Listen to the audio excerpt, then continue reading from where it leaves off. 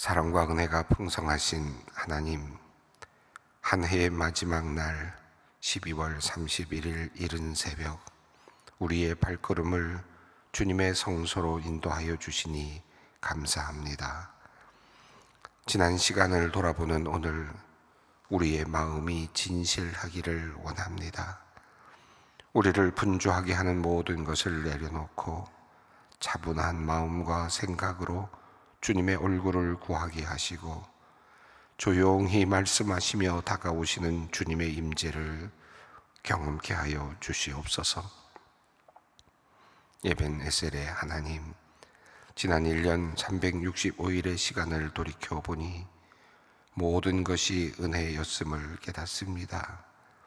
때로는 구름 기둥으로, 때로는 불 기둥으로 우리의 삶을 세밀하게 인도하셨습니다. 기쁠 때나 슬플 때나 평탄할 때나 험난할 때나 변함없이 우리의 손을 붙잡아 주신 주님의 신실하심을 찬양합니다. 부족하고 연약한 저희를 포기하지 않으시고 오늘 이 자리까지 이르게 하셨으니 우리의 감사와 찬양을 받아 주시옵소서. 하나님, 올 한 해 예기치 못한 고난과 아픔 속에서 눈물을 흘렸던 성도들을 기억하여 주시옵소서. 사랑하는 이를 떠나보낸 슬픔, 관계의 깨어짐으로 인한 상처, 뜻대로 풀리지 않은 상황 속에서 낙심하며 밤잠을 설쳤던 영혼들이 있습니다. 수고하고 무거운 짐진 자들아, 다 내게로 오라 말씀하신 주님, 이 시간 이들의 마음을 성령께서 어루만져 주시옵소서. 세상이 줄 수 없는 하늘의 평강으로 채워주시고 믿음을 주시며 고난의 터널 끝에 예비된 하나님의 계획을 신뢰하며 일어설 수 있는 새 힘을 허락하여 주시옵소서. 생명의 양식을 공급하시는 주님, 올 한 해 우리 교회를 통하여 그리고 강단에서 선포되는 주님의 말씀을 통하여 영의 양식을 먹여주심을 감사드립니다. 주님께서 위임하여 세우신 목회자들을 통해 들려주신 말씀이 우리 삶의 나침반이 되었고 무너진 마음을 일으켜 세우는 능력이 되었습니다. 예배 때마다 부어주신 뜨거운 감격과 성도 간의 아름다운 교제를 통해 우리가 날마다 위로받았음을 고백합니다. 내년에도 우리 소망교회와 모든 성도가 말씀의 기초 위에 든든히 서게 하시고 모든 소망의 공동체가 따뜻하고 사랑스러운 그리스도의 몸이 되게 하여 주시옵소서. 일터를 축복하시는 하나님, 각자의 생업 현장에서 땀 흘려 수고하는 성도들을 위해 기도합니다. 계속되는 경기 침체와 불안한 상황 속에서도 사업체를 운영하며 고군분투하는 이들에게 솔로몬의 지혜와 요셉의 형통함을 허락하여 주시옵소서. 정직하고 성실하게 일하는 자의 손길을 축복하시고 막힌 담이 허물어지며 새로운 문이 열리는 역사를 보게 하여 주시옵소서. 물질의 복뿐 아니라 그 사업처가 하나님의 통치가 임하는 선교적 공간이 되게 하시며 많은 이들에게 선한 영향력을 끼치는 통로가 되게 하여 주시옵소서. 치료의 광선을 바라시는 여호와 라파의 하나님, 오늘 이 한 해 마지막 날에도 육체의 질병으로 고통받는 환우들을 위해 간절히 부르짖습니다.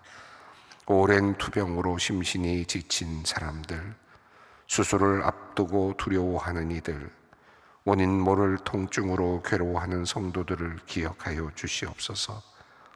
주님의 능력이 있는 손으로 그들의 환부를 안수하여 주시고 세포 하나하나마다 생기를 불어넣어 주시옵소서.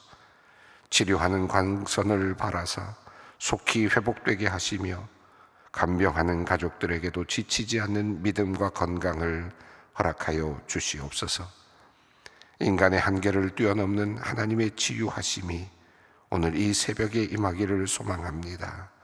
우리의 간절한 탄원을 들어 응답하여 주시옵소서.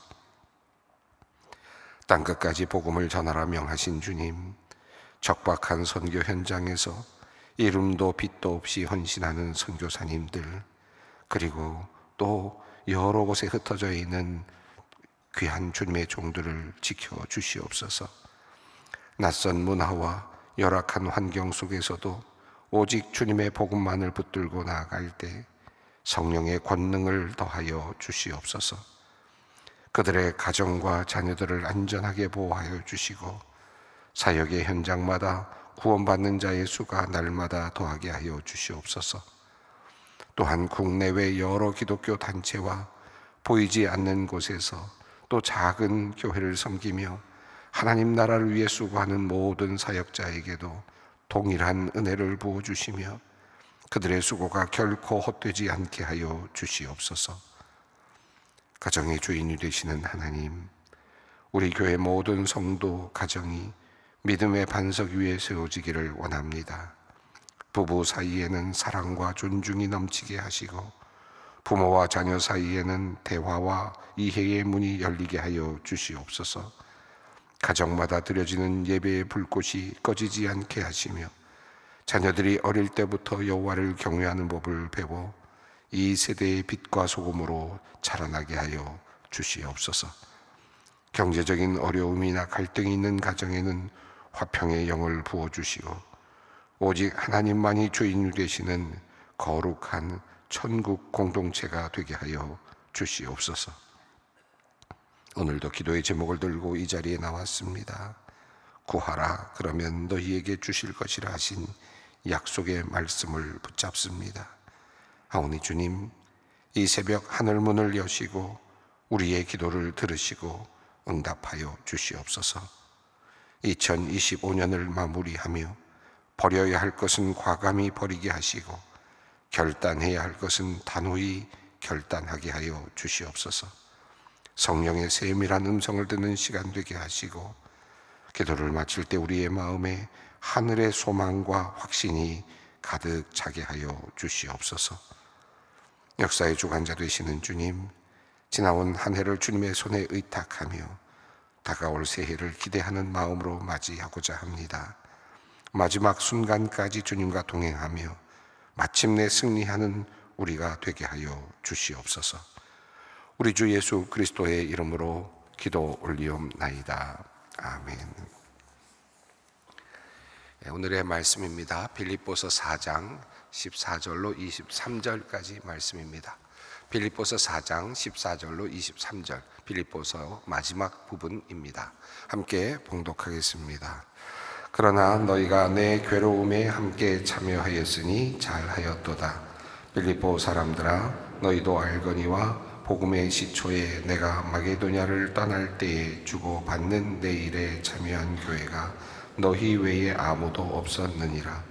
데살로니가 있을 때에도 너희가 한 번뿐 아니라 두 번이나 나의 쓸 것을 보내었었도다. 내가 선물을 구함이 아니요 오직 너희에게 유익하도록 풍성한 열매를 구함이라. 내게는 모든 것이 있고 또 풍부한지라. 에바브로디도 편에 너희가 준 것을 받음으로 내가 풍족하니 이는 받으실 만한 향기로운 제물이요 하나님을 기쁘시게 한 것이라. 나의 하나님이 그리스도 예수 안에서 영광 가운데 그 풍성한 대로 너희 모든 쓸 것을 채우시리라. 하나님 곧 우리 아버지께 세세 무궁하도록 영광을 돌릴지어다. 아멘. 그리스도 예수 안에 있는 성도에게 각각 문안하라. 나와 함께 있는 형제들이 너희에게 문안하고 모든 성도들이 너희에게 문안하되 특히 가이사의 집 사람 중 몇이니라. 주 예수 그리스도의 은혜가 너희 심령에 있을지어다. 아멘. 오늘 말씀은 한 해를 마무리하면서 또 빌립보서의 마지막 말씀이기도 합니다. 이미 어제 말씀을 통해서 바울 사도를 통해서 하나님께서 주시는 빌립보 교회에 주시는 말씀을 충분히 살펴볼 수 있었습니다. 빌립보서 전체를 꿰뚫고 있는 말씀, 너희는 주 안에 서라. 그리스도의 그 복음에 합당한 삶을 살라라고 하는 그 명제, 그 하나님의 부르심, 이것이 그 빌립보서의 전체적인 흐름을 꿰뚫는 그런 하나의 말씀이죠. 그리고 그 말씀, 복음에 합당한 삶을 살라, 그리스도 안에 서라, 바르게 서라고 하는 이 말씀 중에 가장 중요한 핵심 중에 하나는 전체를 꿰뚫는 또 다른 하나의 키워드가 있었다면 그것은 바로 기뻐하라 라고 하는 것이었습니다. 그는, 사도 바울은 지금 갇혀 있음에도 불구하고 복음이 또 그 안에서 이루어지고 있는, 그 감옥 속에서도 복음이 전파되고 있는 것을 기뻐했고, 또 그리고 그것을 통해서 또 많은 사람들이 힘을 얻어서 여러 자리에서 복음을 증거할 수 있는 것을 보면서 또 기뻐했고, 심지어는 자기 자신을 시기하고 미워하는 사람들을 통해서 자기를 비난하면서 또 그러면서 경쟁하면서 복음을 전하는 사람들이 어디엔가 있다는 것을 보면서 또 기뻐했고, 이런 기쁨을 이야기를 했습니다. 그러면서 계속해서 빌립보 교인들에게도 역시 기뻐하라 라고 하는 말씀을 했습니다. 복음에 합당한 삶을 살라, 그리고 너희는 기쁜 삶을 살라 라고 하는 메시지를 빌립보서 전체를 통해서 우리에게 전해 주었습니다. 어제 읽었던 말씀이 핵심적인 내용의 결론 부분이었다고 할 수 있겠는데요, 너희가 주 안에서 같은 마음을 품고 한 마음을 품고 살아가라 라고 하는 첫 번째 메시지가 있었고, 그리고 너희는 기뻐하라 라고 하는 메시지, 그리고 너희의 모든 관용을 사람들이 알게 하라 라고 하는 말씀, 그리고 또 너희는 염려하지 말라, 그리고 너희는 모든 일에 기도와 간구로 하나님께 아뢰라 라고 하는 말씀을 하였습니다. 그리고 무엇에든지 오르며 참된 것, 이 칭찬받을 만한 것, 이것들을 항상 생각하라 라고 말씀했고, 그리고 이것들을 너는 생각한 대로 있는 것이 아니라 그것을 행동으로 옮겨라 라고 하는 말씀을 하였습니다. 전체적인 빌립보서의 핵심이 어제 읽은 본문 말씀에 잘 나타나고 있습니다. 어제 뒷부분 우리가 10절 이후를 함께 보지 못했는데 10절 이후에 있는 내용은 오늘 본문과 잘 연결이 되기 때문에 10절부터에 있는 내용은 하나의 주제를 다루고 있다고 할 수 있겠습니다. 먼저 이렇게 되어 있는데요, 10절에서 내가 주 안에서 크게 기뻐함은 너희가 나를 생각하던 것이 이제 다시 싹이 남이니 너희가 또한 이를 위하여 생각은 하였으나 기회가 없었느니라.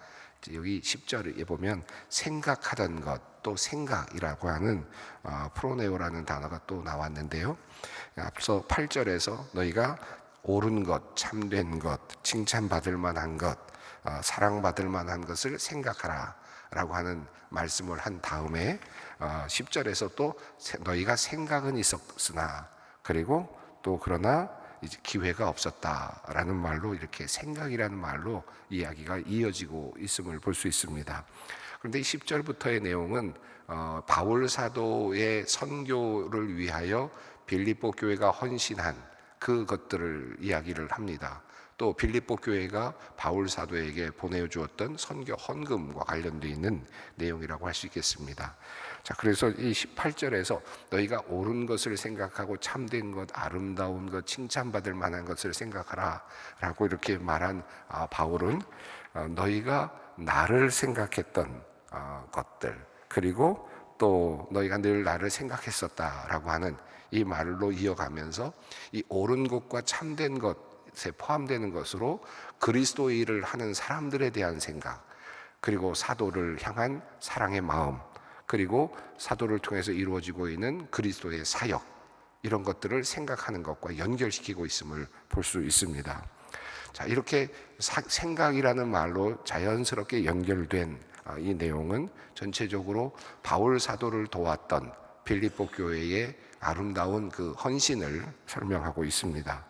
그러나 먼저 이 빌립보 교회가 그 헌신한 이 바울 사도의 그 선교를 위한 그 헌신을 이야기하기 전에 빌립보 교회가 보내준 그 귀한 헌금들에 대한 감사를 전하기 전에 먼저 11절 12절에서 먼저 자기 자신에 대한 이야기를 먼저 합니다. 뭐라고 이야기합니까? 내가 궁핍함으로 말하는 것이 아니라 어떠한 형편에서든지 나는 자족하기를 배웠노니 나는 비천에 처할 줄도 알고 풍부에 처할 줄도 알아 모든 일 곧 배부름과 배고픔과 풍부와 궁핍에도 처할 줄 아는 일체의 비결을 배웠노라. 그는 먼저 바울 사도는 나에게 필요한 재정을 보내주어서 고맙다라는 말을 하기 전에 나는 이것이 자족한 마음을 가지고 있다. 내가 이것이 나를 위해서 어떤 형편에 있어든지 내가 자족하는 법을 배웠다. 있으면 있는 대로, 없으면 없는 대로 비천에 처할 줄도 알고 또 풍부에 처할 줄도 안다.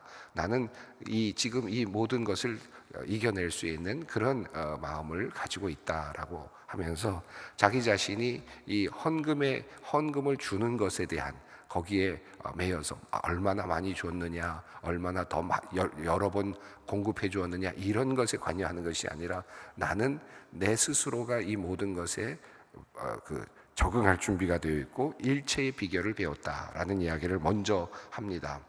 이 말씀은 아마 빌립보 교회 사람들에게 오해가 없게 하기 위한 바울의 어떤 그런 의미 있는 그런 말이라고 할 수 있겠습니다. 그래서 13절에서 이렇게 이야기하죠. 내게 능력 주시는 자 안에서 내가 모든 것을 할 수 있느니라. 나에게 조금 공급이 되든 또 선교 헌금이나 선교를 위한 그런 지원이 적게 공급이 되든 크게 공급이 되든 그 모든 것 안에서 나는 모든 것을 할 수 있다라고 그렇게 이야기를 합니다. 그래서 사도 바울이 이 선교 헌금이나 지원을 지금 아주 그것에 급박해하거나 이것 없으면 못합니다, 이것 없으면 아무것도 안 합니다, 할 수가 없습니다, 이것 있어야만 반드시 합니다, 이런 태도를 가지고 좀 바울이 일하고 있지 않다는 것을 먼저 분명하게 이야기를 합니다. 그리고 사도 바울은 실제로 이 빌립보 교회에 이 편지를 보낼 때 이미 에바브로디도를 통해서 지금 빌립보 교회가 보내준 선교 헌금을 받았습니다. 그러니까 이미 받은 다음에 그것에 대한 감사의 편지를 쓰고 있는 겁니다. 보내주지 않기 때문에 보내달라고 편지를 쓴 것이 아니라 이미 자발적으로 보내주었기 때문에 그것을 지금 받고 감사의 그런 표현을 하고 있는 것이죠. 그래서 10절을 보면 너희가 나를 생각하던 것이 이제 다시 싹이 남이니 라는 표현을 쓰고 있습니다. 이 말은 빌립보 교회가 열심히 돕고 있었지만 어느 순간에 그 지원이 잠시 멈추었었다라는 것을 그렇게 그것을 암시하죠. 그래서 너희가 나를 생각하였던 것이 이제 다시 싹이 났다. 도와주고 열심히 돕던 그 마음이 어느 순간에 잠시 멈춰 있었는데 이제 다시 살아났다, 다시 났다. 이것은 빌립보 교회가 보내준 그 선교 헌금을 바울 사도가 감옥에서 지금 그것을 받고 그것을 통해서 일을 시작하면서 그러면서 감사의 표현을 하고 있음을 볼 수 있는 것이죠. 그래서 너희가 또한 이를 위하여 생각은 하였으나 기회가 없었느니라. 그러면서 또 그 말을 이렇게 표현합니다. 너희가 보내주지 않았던 것이 그냥 너희가 마음이 없었던 것이 아니라 생각은 있었는데 기회가 없었던 것 같다라고 하면서 이렇게 그들을 칭찬해 주는 말을 하고 있음을 볼 수 있습니다.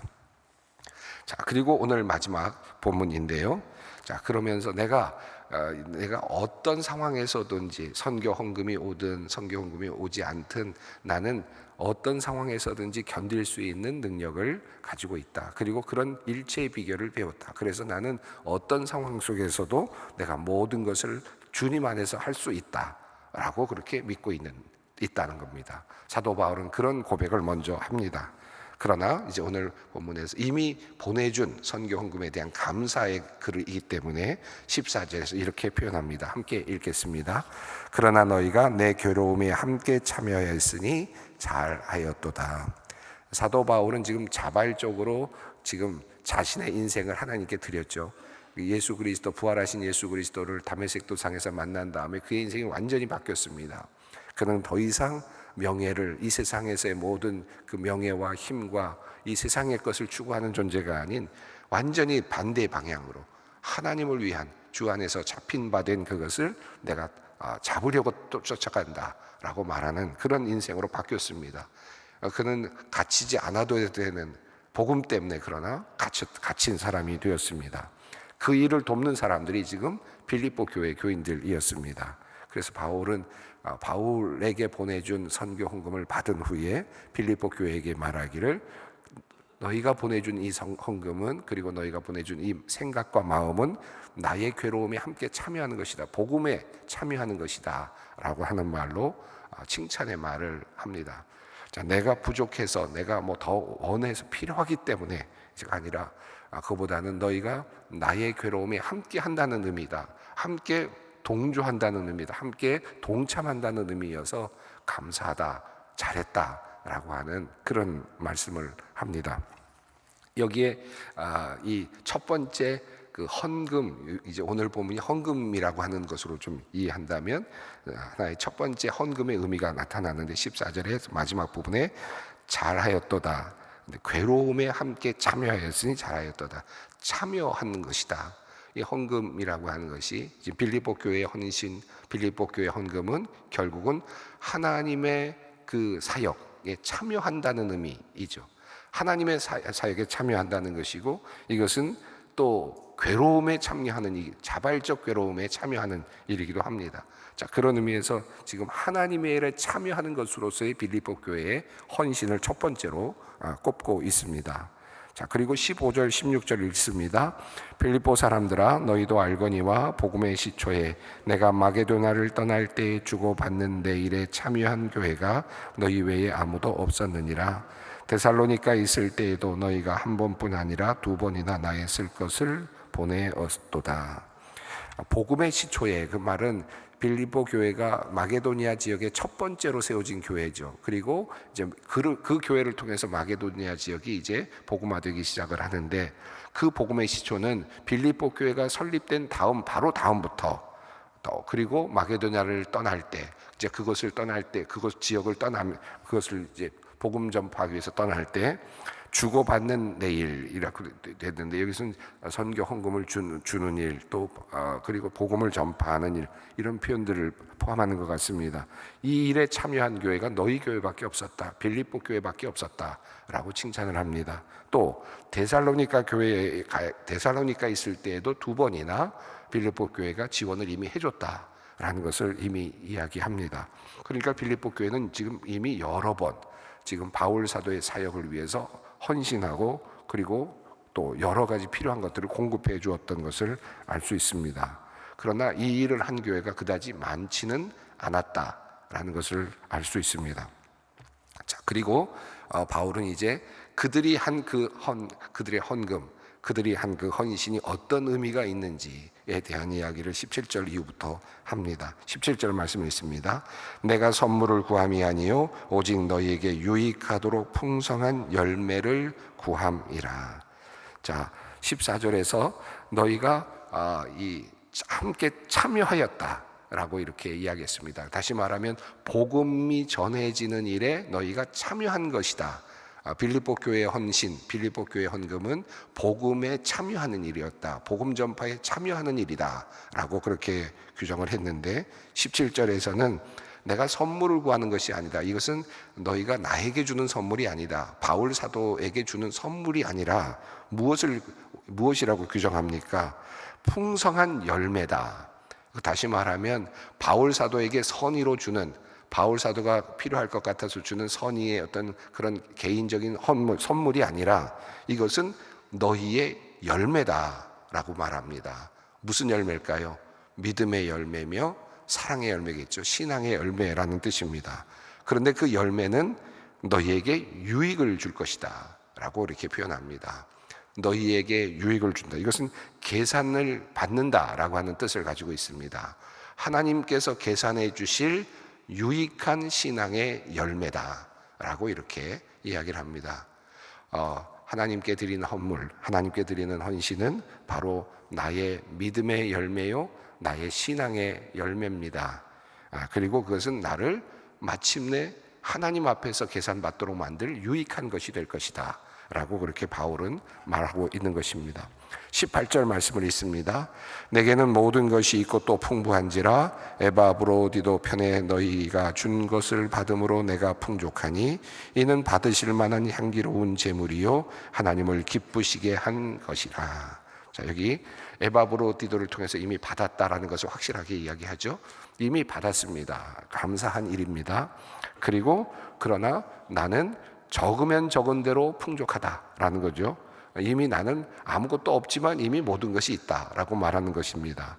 내게는 모든 것이 있고 풍부하다. 뭐 너무나도 잘 살아서 큰 집에 살아서가 아니라 지금 그는 감옥에 있습니다. 그리고 여러 가지로 고달픈 현실 속에 있지만 그는 말하기를 내게 모든 것이 있고 또 풍부하다. 이것이 지금 사역자의 자세이죠. 자, 그런데 그들이 보내준 이 헌금은 어떤 의미가 있느냐? 바로 받으실 만한 향기로운 제물이 된다. 그리고 하나님을 기쁘시게 하는 것이다 라고 이렇게 이야기합니다. 헌금의 의미, 빌립보 교회가 보내준 이 선교 헌금의 의미가 어떤 것인지를 정확하게 알려주고 있습니다. 자, 한번 쭉 14절부터 18절까지 정리해보면 빌립보 교회가 헌금한 그 헌금은 어떤 일입니까?